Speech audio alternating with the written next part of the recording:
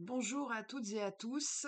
Voilà, me voilà en chair et en os. Voilà, j'avais dit, j'avais commenté, j'avais répondu à un des commentaires sous une de mes vidéos que j'allais faire une apparition parce que cette personne m'a dit oui, encore une vidéo full IA. Bon, je peux comprendre que ça peut, pour certains, paraître déshumanisant, mais quand c'est utilisé à bon escient, il devrait y avoir aucun problème.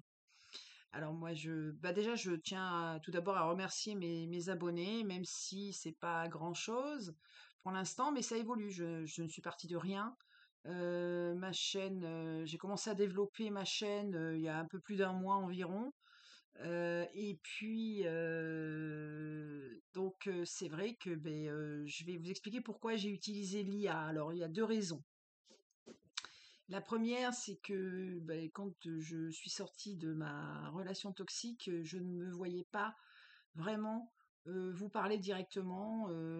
J'en étais incapable, tout simplement. Parce qu'émotionnellement, j'étais trop chargée.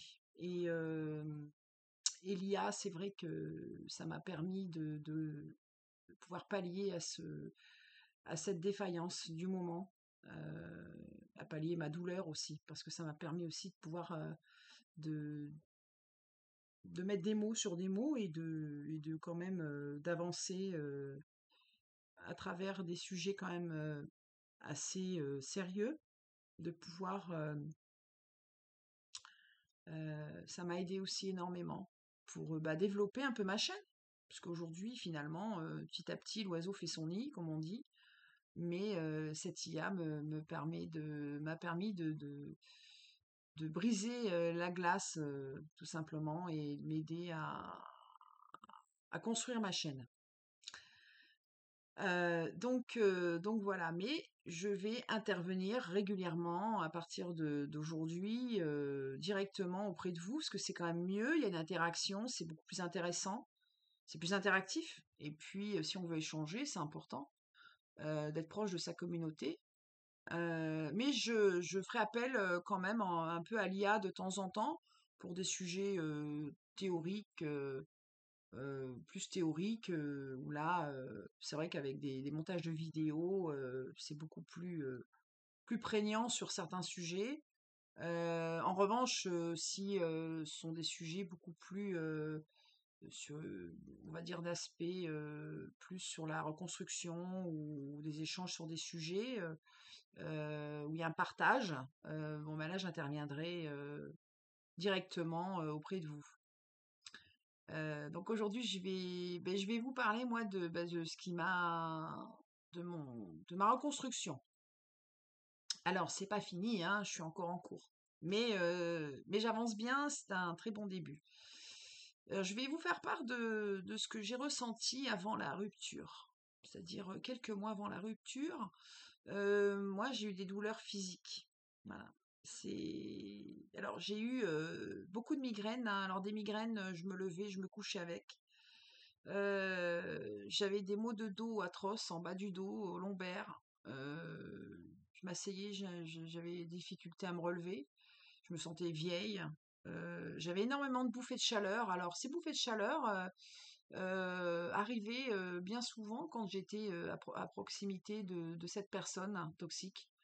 Mais je mettais ça sur le compte, vous voyez, on a l'âge où parfois on a la préménopause, hein, et comme effectivement ça faisait 3 mois que j'étais bloquée à ce niveau-là, j'avais mis ça sur le compte d'une préménopause, d'une ménopause. Donc j'ai ressenti ces douleurs-là pendant quelques mois, et puis un épuisement évidemment. Alors ça c'est sans commune mesure, hein. Je faisais des siestes de 2 heures environ l'après-midi, les après-midi. Et quand bien même je faisais ces siestes le soir, je m'effondrais, mais à 1 heure, c'était assez tôt. Je ne tenais pas. Je n'arrivais pas à tenir le soir, malgré la sieste. J'étais très, très, très fatiguée. J'étais épuisée. Et quand il est parti, le jour même, mes douleurs ont disparu, mes douleurs physiques ont disparu. Alors, ça a été quand même assez extraordinaire et ça m'a soulagée quand même. En revanche, les 15 premiers jours, suivant, ça a été quand même assez douloureux. Alors, j'ai ressenti dans un premier temps comme un manque, vous voyez, mais pas le manque de cette personne. C'était un manque plus, vous voyez, comme on vous a injecté un poison pendant de nombreux mois, de nombreuses années. Alors, tout dépend des années aussi, hein, de la relation, du temps de la relation, de l'intensité de la manipulation que vous avez pu subir. Alors, effectivement, plus il y a, et ben, plus c'est compliqué, et plus vous avez de la toxicité en vous. Donc, ben, moi, j'ai transpiré énormément la nuit, énormément, avec des douleurs, comme un sevrage de drogue, hein, parce qu'il faut se libérer de toute cette toxicité, pardon, de cette manipulation, de ce chaos émotionnel que le corps, en fait, rejette, tout simplement. Mais ça, c'est normal, mais c'est quand même pénible, c'est douloureux à vivre. Ben, j'ai beaucoup pleuré pour me décharger émotionnellement, mais ça, c'est impératif, il faut le faire. On doit passer par là. Et puis alors, le plus important, c'est de savoir accueillir sa douleur, c'est-à-dire, on ressent beaucoup de colère, euh, beaucoup de honte et de culpabilité, hein. Ça, c'est typique, ça, chez les victimes en post-traumatisme. En post-trauma, c'est comme ça. Il faut savoir accueillir sa douleur avec bienveillance. Voilà, il faut surtout pas s'en vouloir. On a le droit d'avoir aimé, d'avoir espéré, d'avoir voulu aider, d'avoir voulu sauver. Euh, et, euh, et puis se rendre compte qu'on a été manipulé. C'est pas parce qu'on n'est pas intelligent ou notre passé ne fait pas de nous ce que nous sommes aujourd'hui. Donc ce sont des personnes qui nous ont mis dans la confusion pendant très longtemps. Et forcément, on est déconstruit et on n'a plus de repères. C'est en fait comme si vous êtes dans une tornade, hein. Vous avez été dans une tornade pendant de nombreuses années, et puis d'un coup, vous sortez de ce siphon et vous retrouvez face à un ciel bleu ensoleillé, et là vous dites, oh, qu'est-ce que je fais? Vous n'avez plus, vous voyez, vous n'avez plus ce chaos, donc il faut prendre ses repères tout simplement et s'habituer à cette nouvelle lumière, cette luminosité qui vous accueille avec douceur. Voilà, donc il faut vraiment se recanaliser sur ça. Donc accueillir votre douleur comme il faut, écrire, vous parler s'il faut, parler à des amis, des gens bienveillants, s'entourer de gens bienveillants, bien sûr, à l'écoute, soutenant. Euh, et puis essayer de marcher comme moi je fais beaucoup. Je marche beaucoup. Avoir une alimentation saine, équilibrée, ce que je fais. Ça m'a permis quand même de perdre une dizaine de kilos. Alors je suis contente parce que c'est vrai que j'étais un peu rondouillarde, j'avoue. Mais je pense que j'étais gonflée aussi par le stress. Et, j'ai aussi dégonflé avec le stress. Enfin, quand cette personne est partie, c'est vrai que j'ai perdu rapidement du poids. Alors, dû au stress, effectivement, mais aussi on dégonfle, hein, voilà. J'avais l'impression d'être une bonbonne. Donc, en fait, c'est de l'air, c'est pouh un ballon, vous savez, ça se perce, puis ça, pouh, oh, voilà. Allez, un peu d'humour hein, dans ce. On n'est pas là pour pleurer. Après, si vous avez envie de pleurer, pleurez. Il n'y a pas de souci. Euh, on est à l'écoute de tout le monde, donc n'hésitez pas à commenter, à partager vos expériences. Alors, si vous avez vécu ce genre de douleur, des similitudes, mais ça c'est typique en général, hein, quand le corps commence à vous donner des signes, ce n'est pas bon. Alors, la petite astuce pour savoir, parce qu'on peut avoir des migraines, hein, ça peut arriver, on peut avoir des maux de dos, si c'est médical, c'est pas un souci. Les bouffées de chaleur quand on est en ménopause ou quelque chose qui ne va pas, ça peut arriver, hein, un coup de stress. Je ne dis pas qu'il faut tout de suite se dire, oh j'ai des migraines, oh là là, il faut que je me sépare. Non, non, c'est pas du tout ça. Alors, mais une petite astuce, c'est si vous apercevez que lorsque vous quittez même la pièce, vous quittez cette personne. Elle est dans la chambre et vous allez dans la cuisine. Rien que le fait de changer de pièce, si vous voyez que vous constatez que votre douleur disparaît, qu'elle s'atténue ou qu'elle voilà. Et alors là, c'est pas bon. Hein. Ça veut dire que c'est cette personne-là qui vous cause beaucoup de tracas et c'est votre subconscient qui vous envoie un message qui vous dit hop, tu ne m'écoutes pas. Et ben moi je vais te marteler un peu pour te faire prendre conscience qu'il y a quelque chose qui ne va pas.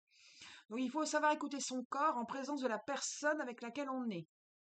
Si régulièrement vous avez un malaise, vous ressentez un malaise, que ce soit physique ou même sur un plan émotionnel, posez-vous quand même des questions. Hein, c'est le corps. En général, vous avez quand même des signaux, des petites alertes. On ne fait pas attention hein, habituellement quand on ne vit pas. Il faut vivre des relations toxiques pour en fait savoir s'écouter. Hein, de ne pas me balayer d'un revers de main tout ce que vous pouvez ressentir. Donc ça, malgré tout, il faut en tirer quand même un bénéfice, une certaine leçon. Ces relations-là nous aident finalement à nous rendre plus forts, à être plus vigilants et puis à travailler sur nos blessures aussi, parce que forcément, il faut aussi trouver la raison pour laquelle on est tombé dans ce schéma-là. Il nous ravive des blessures d'abandon, de rejet. Il faut faire un travail de fond sur soi pour éviter de retomber dans des schémas répétitifs de toxicité. Prenez le temps de vous reconstruire. Il y a pas de temps, il n'y a pas de calendrier. Il faut impérativement se recentrer sur soi, aller de l'avant et pas se retourner. D'accord? Il faut se canaliser là-dessus. Votre bien-être avant tout. Votre, on a le droit, on mérite des relations saines, équilibrées, authentiques. Euh, et puis, comme je vous disais, ensuite, moi, pour ma part, j'ai beaucoup médité, j'ai écouté de la musique de relaxation en fréquence 432 Hz. Alors ça peut aider. Alors vous avez différentes fréquences hein, selon ce que vous recherchez. Plus vous allez dans la fréquence haute, plus vous allez aller dans une guérison physique parfois. On vous propose comme ça des massages divers. Vous avez aussi la reconnexion avec votre subconscient, la reprogrammation du subconscient. C'est aussi pas mal ça. Le stoïcisme, hein, ça c'est très très bien. Moi personnellement, j'adore cette philosophie le stoïcisme. Je suis une grande adepte de ça. Euh, Après, chacun il trouve son compte. Hein. Le principal, c'est que vous puissiez trouver votre élément de confort pour pouvoir vous reconstruire.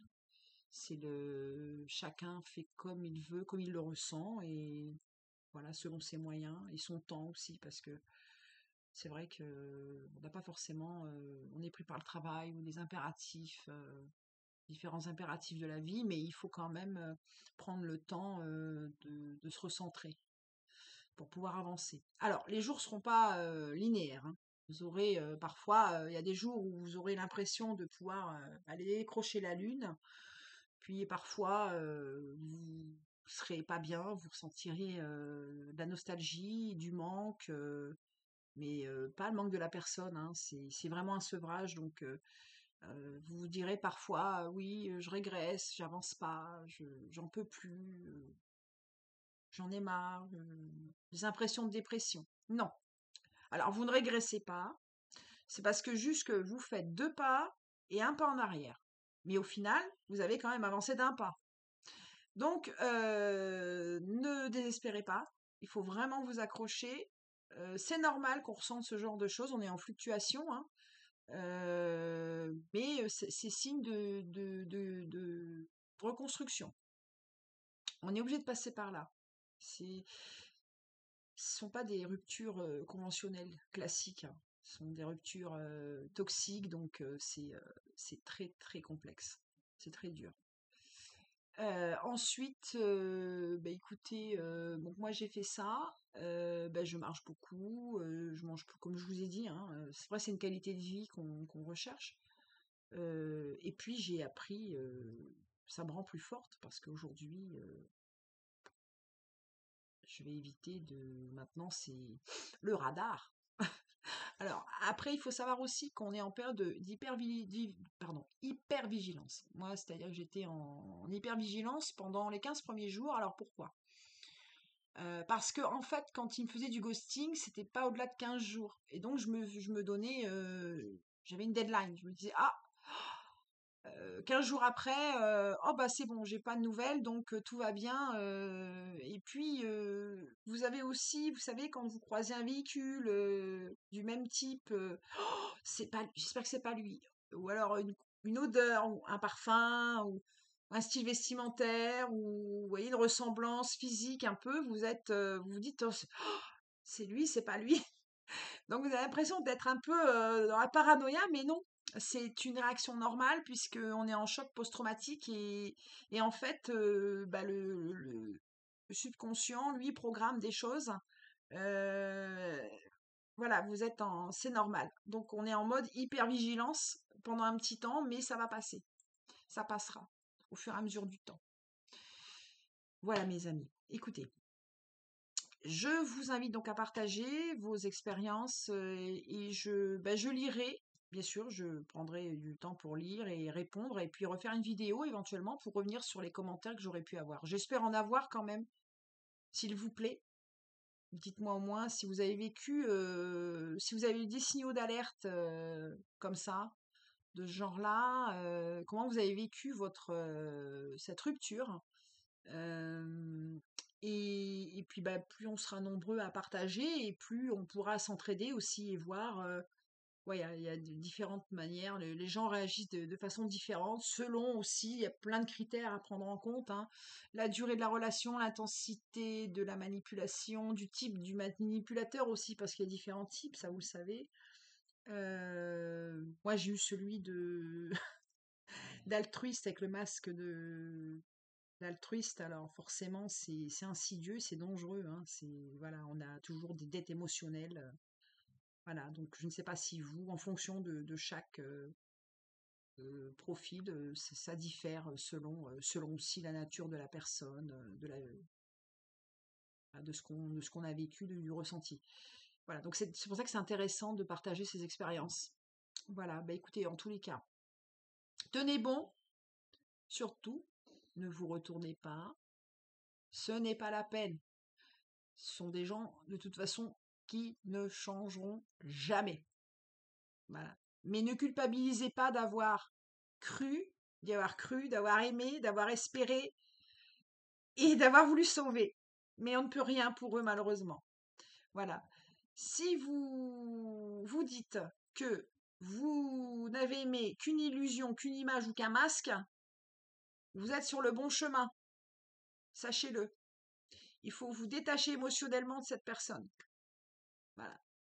Pour se détacher, il faut impérativement penser de cette manière, à la base. Voilà. Ce n'était pas cette personne-là que j'ai aimée. C'était une image que je m'étais faite, une illusion. Parce que c'est ça qui est dur, c'est de savoir qu'on a qu'on a aimé une illusion. On a été dans l'illusion pendant toutes ces années et il faut l'accepter. C'est dur ça. C'est très très dur de dire qu'on a aimé une illusion, surtout quand on est authentique et que c'est profond.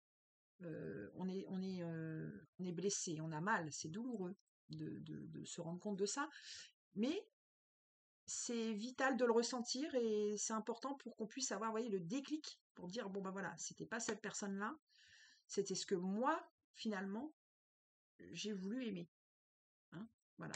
Moi, c'est ce que je me dis en tous les cas, et ça m'a beaucoup aidé. Je vous embrasse, je vous dis à bientôt. N'hésitez pas à liker, à vous abonner, à commenter et à partager à d'autres qui pourraient avoir besoin aussi de cela. Et écoutez, je vais faire des contenus assez réguliers.